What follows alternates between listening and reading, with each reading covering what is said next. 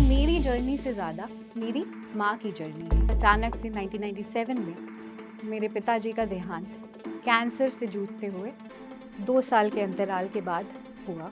30 साल की एक महिला, 2 बच्चे 7 और 1 साल के, और साथ में थी फाइनेंशियली कंडीशन भी कोई बहुत ज़्यादा अच्छी नहीं। यूपीएससी एग्ज़ाम में आईक्यू से ज़्यादा आपकी पर्सनालिटी, एक इंडिपेंडेंट व्यक्तित्व का जितना रोल है, आप भारत को समझ पाते हैं या नहीं, आप चीज़ों को समझ पाते हैं कि नहीं, आप ग्रामीण भारत को समझते हैं कि नहीं, ये सारी चीज़ें आपके सिलेक्शन में ज़्यादा रोल प्ले कर जाती हैं। 2 चीज़ों ने मुझे एमबीबीएस से यूपीएससी की तरफ भेजा। एक तो एक स्ट्रॉन्ग माँ का रिटर्न करने का जज्बा था, और दूसरा कहीं ना कहीं मुझे ये लगता था कि इंडिविजुअल सोसाइटी लेवल पे भी आप यूपीएससी में ज़्यादा कंट्रीब्यूट। मुझे घमंडी बुलाया जाता था, एरोगेंट बुलाया जाता था। जैसे ही मैंने पीएमटी क्लियर किया, यूपीएससी क्लियर किया, अब वही सेम पर्सनालिटी के साथ मैं अब कॉन्फिडेंट हो गई, इंडिपेंडेंट हो गई। Be kind to everyone because everyone is fighting a hard battle. दोस्तों, हम सबको अपनी ज़िंदगी में कभी ना कभी ये ख्याल आता है कि जितनी भी परेशानियां हैं वो सारी हमारे पास हैं, और बाकी सारे लोगों की ज़िंदगी बहुत सॉर्टेड है। मुझे भी देखकर लोगों को ये ख्याल आता है। मैं अब रेलवे में अधिकारी हूँ, मेरी मदर डिस्ट्रिक्ट जज हैं मध्य प्रदेश राज्य में, मेरे पति आईएएस अधिकारी थे और अभी बीजेपी के छत्तीसगढ़ के स्टेट प्रेसिडेंट हैं। तो सबको अब जो मुझे देखते हैं उनको लगता है कि वाह क्या लाइफ है इसकी। लेकिन कभी कभी हम ये समझ नहीं पाते कि उस जगह तक पहुंचने के पीछे एक अलग सी जर्नी होती है जो शायद हमको पता ही नहीं होती। सो आज का ये जोश टॉक मैं उसी नज़रिए से ले रही हूँ कि अपनी जर्नी के थोड़े पर्सनल पहलू और मेरी यूपीएससी की जर्नी थोड़ी सी मैं आपसे डिस्कस करूँगी। बातें कोई नई नहीं हैं, लेकिन शायद आप रिलेट कर पाएँ, आप कुछ सीख पाएँ, बस यही उम्मीद है। नमस्कार दोस्तों, मैं हूँ doctor Aditi Patel, Indian railway personal service की 2014 की अधिकारी हूँ, एमबीबीएस ग्रेजुएट हूँ, और ये यूपीएससी की परीक्षा मैंने अपने प्रथम प्रयास जो सीएसई 2013 था उसमें मैंने सफलता प्राप्त की थी। उसके बाद मैंने 3 और अटेम्प्ट दिए। एक बार फिर से मेरा नाम आया था होली पीडीएफ, जिसको हम यूपीएससी की जर्नी में कहते हैं, उसमें फिर से मेरा एक बार नाम आया था। तो एक अनूठी सी जर्नी है। एक तरीके से देखा जाए तो बहुत सफल भी है कि फर्स्ट अटेम्प्ट में मैं इस प्रेस्टिजियस एग्ज़ाम को क्लियर कर पाई, और दूसरी तरीके से देखें तो 4 बार इंटरव्यू देने के बाद और 2 बार उस लिस्ट में अपना नाम देखने के बाद भी मैं उस मुकाम तक नहीं पहुंच पाई जिस पर मैंने शुरू की थी जर्नी, जो था आईएएस की पोस्ट। सो कुछ मैं आपसे बातें शेयर करूंगी अपनी इस जर्नी की, जिससे शायद आप कुछ सीख पाएँ, कुछ मेरी जो गलतियाँ रहीं और मेरी जो लर्निंग्स रहीं, वो मैं आपके साथ आज शेयर करने वाली हूँ। तो जैसे कि मैंने कहा था कि तकलीफ़ें सबको होती हैं। मैं अपनी पर्सनल जर्नी थोड़ी-सी बताती हूँ, और ये मेरी जर्नी से ज़्यादा मेरी माँ की जर्नी है। तो हुआ यूँ कि छत्तीसगढ़ के खरसिया नाम के एक छोटे से कस्बे में मेरा जन्म हुआ। बिलासपुर नाम के एक थोड़े और उससे बड़े कस्बे में मेरी 10वीं तक की पढ़ाई हुई, एंड मैंने अपने पिता को खो दिया था जब मैं 7 साल की थी, और मेरा छोटा भाई 1 साल की उम्र का था, और मेरी मदर की उम्र उस तब थी 30 साल की। तो उनकी मैं थोड़ी-सी कहानी आपको बताऊँगी। जैसे कि उस समय होता था, 17 साल की उम्र में उनकी शादी हो गई थी। उसके बाद लेकिन देखिए कि कैसे भारत में शिक्षा से और अपने दृढ़ संकल्प से आप अपने जीवन को बदल सकते हैं। ये मुझे लगता है कि मेरी मदर की कहानी उसमें आपको शायद कहीं टच कर जाए। हुआ यूँ कि 17 साल की उनकी शादी हो गई, उसके बाद 2 बच्चे हो गए, और नौकरी का उस समय कोई ऐसा ख़्याल भी नहीं था। पिता थे इंजीनियर एग्रीकल्चर में, ग्रुप सी की पोस्ट थी, एंड मदर अपनी हाउसवाइफ के रोल में खुश थी, लेकिन अपनी पढ़ाई की लगन और ललक जिंदा रखने के लिए उन्हें प्राइवेट स्टूडेंट की तरह बीए किया, एलएलबी किया, एमए हिस्ट्री में किया और बीएड किया। ये सब कैसे? प्राइवेट स्टूडेंट की तरह मायके जा जा के दोनों बच्चों के साथ। तो ये सब यूं ही चलता रहा और अचानक से 1997 में मेरे पिताजी का देहांत कैंसर से जूझते हुए 2 साल के अंतराल के बाद हुआ। 3-4 ऑपरेशंस हुए और उसके बाद भी वो सर्वाइव नहीं कर पाए। तो अब स्थिति थी कि 30 साल की एक महिला, 2 बच्चे 7 और 1 साल के, और साथ में थी फाइनेंशियली कंडीशन भी कोई बहुत ज़्यादा अच्छी नहीं थी। पेंशन उस टाइम पे, सर्विस सैलरी ही बहुत कम हुआ करती थी, तो पेंशन का अमाउंट तो और भी कम था। तो स्थिति ये थी कि 30 साल की एक अकेली महिला 2 बच्चों के साथ। दोस्तों, ज़िंदगी में दिक्कतें, चुनौतियाँ सबके सामने आती हैं और यहीं पे हमारा एटीट्यूड कैसा है वो बताता है कि हमारी आगे वाली ज़िंदगी कैसी होने वाली है। या तो हम उन परेशानियों से एक लाइफ के प्रति एक कड़वाहट डेवलप कर लेते हैं, एक बिटरनेस डेवलप कर लेते हैं एंड हमको लगता है कि बस जीवन का कोई मायने नहीं है और हमको बस जी के किसी तरीके से ज़िंदगी काट देनी है। और दूसरा जो तरीका है वो ये है कि आप कितनी भी परेशानियों में वहाँ से कुछ अच्छा देखें, कुछ अच्छा सोचें और कुछ एक अच्छा सा स्वप्न देखें। ऑस्कर वाइल्ड का एक कोट है जो मुझे बहुत रेलेवेंट लगता है। उनने कहा है कि we all are in gutters but only few of us are looking at the stars. So किसी भी स्थिति में जो आप करना चाहते हैं, चॉइस आपकी होती है। क्या आप गिव अप करना चाहते हैं उस पॉइंट पे, या आप एक पॉजिटिव एटीट्यूड रख के कुछ सपना देखते हैं, कहीं जाने की ललक रखते हैं। तो उस स्थिति में आप सोचिए 97 में जब फेमिनिज्म या उस तरीके से देखे जाए तो भारत और पीछे था। उस समय एक महिला 2 बच्चों के साथ अनुकंपा नियुक्ति छोड़कर ये डिसाइड करती है कि वो पढ़कर 30 की उम्र में कुछ बनना चाहती है। सो एक निर्णय लेती हैं कि मैं अपनी ज़िंदगी पढ़ाई से बदलूंगी और कुछ करके दिखाऊंगी। और अगले 7-8 साल बहुत कठिनाई में निकलते हैं। बच्चों को पढ़ाना है, साथ में समाज को देखना है, अपनी तैयारी करनी है। और इस सब से गुजरते हुए 7-8 साल बाद 2004 में वो एमपी जुडिशरी में एज सिविल जज क्लास 1 सिलेक्ट होती हैं। अभी करंटली वो डिस्ट्रिक्ट जज छिंदवाड़ा के रूप में एमपी में पोस्टेड हैं। तो अपनी ज़िंदगी और अपने लिए कुछ अच्छा करने का तो ये निर्णय ये माँ लेती ही है, साथ में ये निर्णय लेती है अपनी बेटी को, जो अब एक एडोलेसेंट एज में आ गई है, पूरा ट्रस्ट और विश्वास देने का। पढ़ाई के अलावा जितनी भी चीज़ें होती हैं, एक्स्ट्रा करिकुलर एक्टिविटीज़, सारों में उसको भाग दिलाने का। कहीं स्काउट गाइड का कैंप लग रहा है, कहीं एनसीसी का कैंप लग रहा है, रेड क्रॉस का कैंप लग रहा है, सारी जगह मुझे जाना है।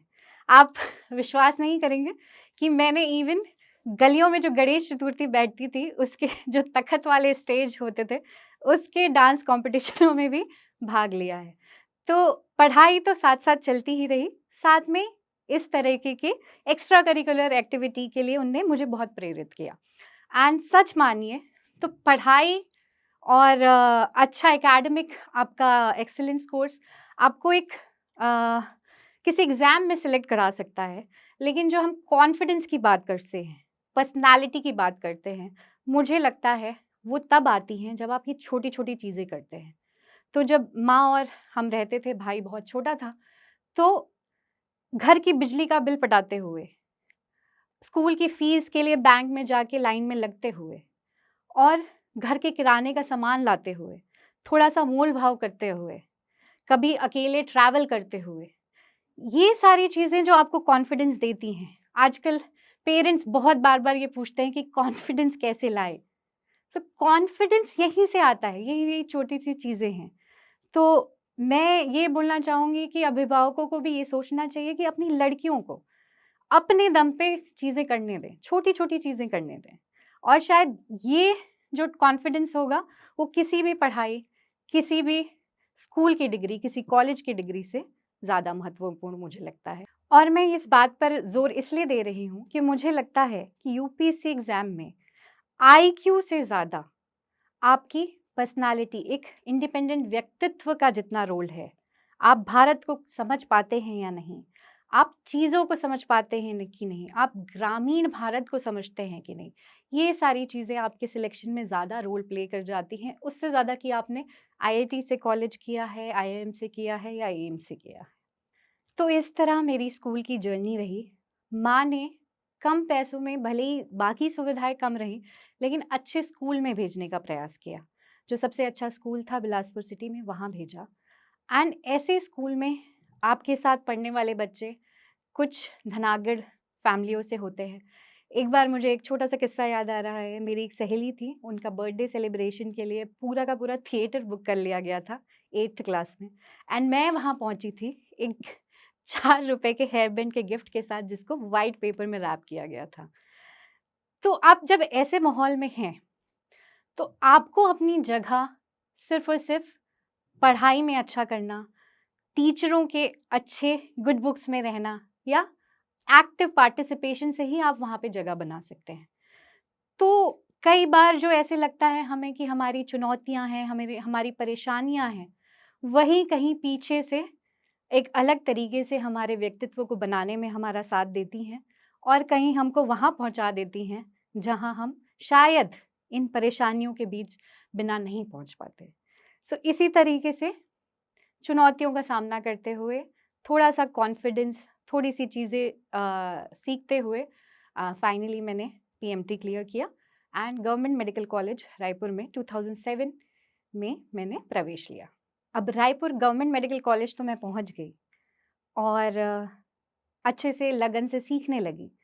लेकिन हुआ क्या इस जर्नी में कि मैंने देखा कि क्योंकि रायपुर कैपिटल सिटी थी एंड वहाँ से ट्राइबल जो अंबिकापुर का एरिया है, नीचे बस्तर का एरिया है, वहाँ के जो एडवांस स्टेज के पेशेंट्स थे, वो आते थे मेडिकल कॉलेज में एंड बहुत बार वो चीज़ें छोटी-छोटी सी होती थी।